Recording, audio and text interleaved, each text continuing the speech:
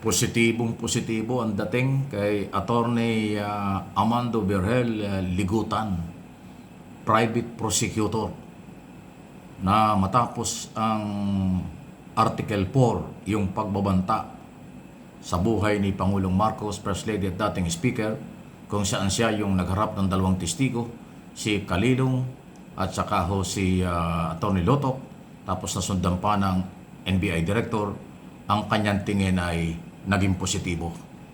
Malakas at na-justify daw po yung mga ebidensyang magpapatunay na katulad ng sinabi ng NBI, hindi lang banta, may plano talaga. Ito yung sinasabi niya. Napaka-upbeat nung feeling yung prosecution team kasi na lahat na yung lahat ng ebidensya dapat ipakita. Yun. So napaka-upbeat, Alvin.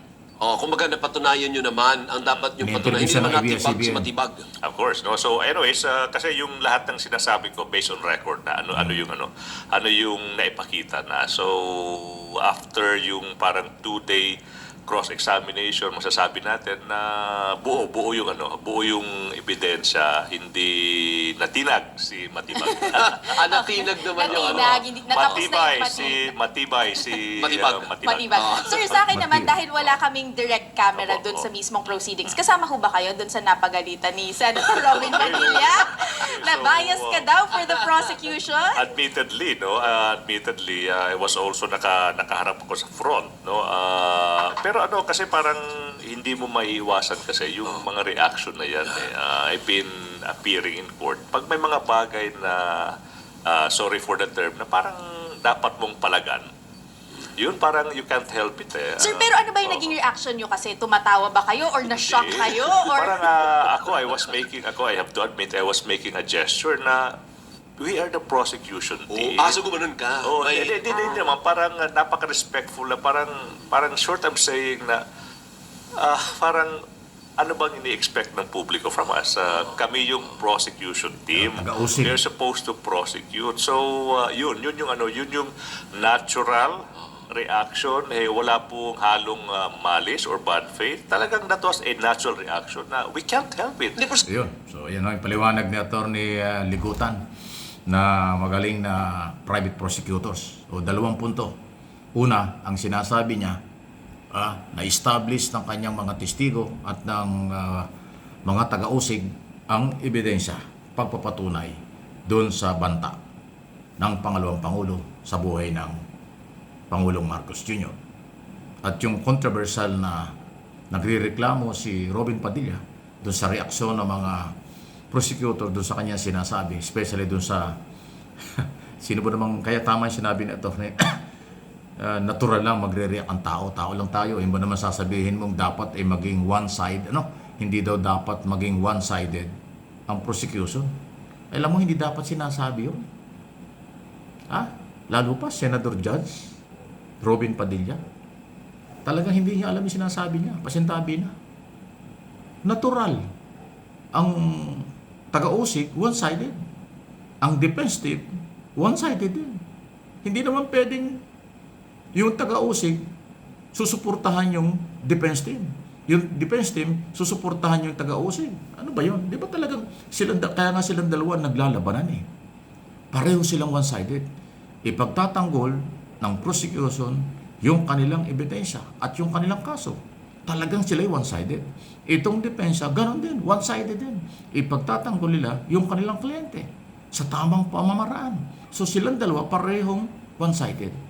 Ang dapat na hindi one-sided at dapat ay neutral, Senator Judge, Senator Padilla, dapat alam mo yun. Ngayon, kung hindi mo alam yan at walang nag-a-advise sa'yo, kawawa ka naman. Abay, nanonood ng buong mundo at buong Pilipinas, mga Pilipino. Sa trial. Tapos ganyan ang mga hugot mo. Kahit sa korte, kahit na saang hearing, kahit saan hong paglilitis, mga local, national, o international, lagi pong merong one-sided. Yun ang trabaho nila eh. Di ba?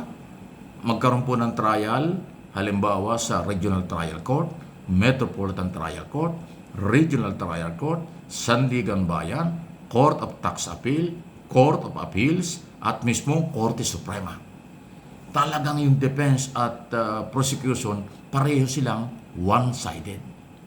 Ay dyan pa kaya sa impeachment trial? Lalo na ngayon, ang daming nanonood. Buong mundo ay nagkaka-interest dahil Vice President ang tinatrial, under trial. First time mangyari. Kaya natural lang. Kahit ako, kung ako'y nandoon, ako nga, layo doon sa kanila eh. Nagulat ako doon eh. Ano yun? Talagang magre-react. Parang hindi man sinasadya niya, natural na pag merong something o kakaiba na hindi mo dapat narinig, tapos bigla mong narinig, talagang masasyak ka. Talagang magre-react ka. So, hindi intentional yung pag-react.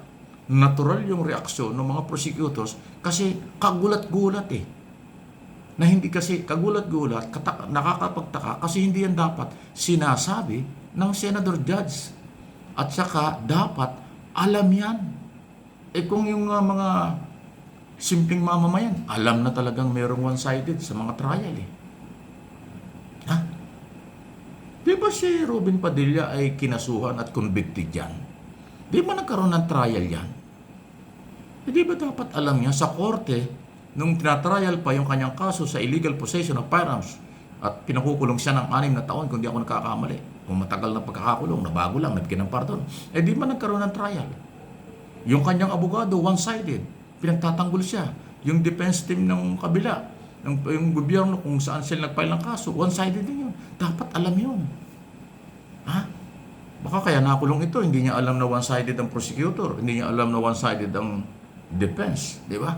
Pasintabi na po. Senador, kayo po ay senador ng Republika ng Pilipinas. Hindi po kayo barangay tanod. Hindi po kayo barangay kung ano-ano. National official po kayo. Medyo itaas naman yun ang level. Itaas nyo yung level ng usapan para hindi ka pagtawanan. Para hindi mag-react ang mga nanonood. Hindi lang prosecutors ang nag-react dun. Kaya nga biglang umingay, pati yung audience although bawal. At buong Pilipinas, buong mundong nanonood kasi hindi yun dapat talaga sinasabi. Pasintabi na hindi po ako nagmamarunong. Opinion lang ito, interpretation, suggestion. Magbago ka na, sir. Magbago ka na, Robin. Senador. Gawin mo at hikayatin mo ang iyong kapwa senador na maging neutral kayo. Hayaan mo yung pagiging one-sided ng prosecutors at defense. Kayong mga senador judge, dapat kayo neutral. Pero dito sa nangyayaring ito, after 9 days trial, abay nakakabuko kung sino ang magaling, sino ang gagaling pa. Tawa na lang, Please like and share, subscribe, and follow.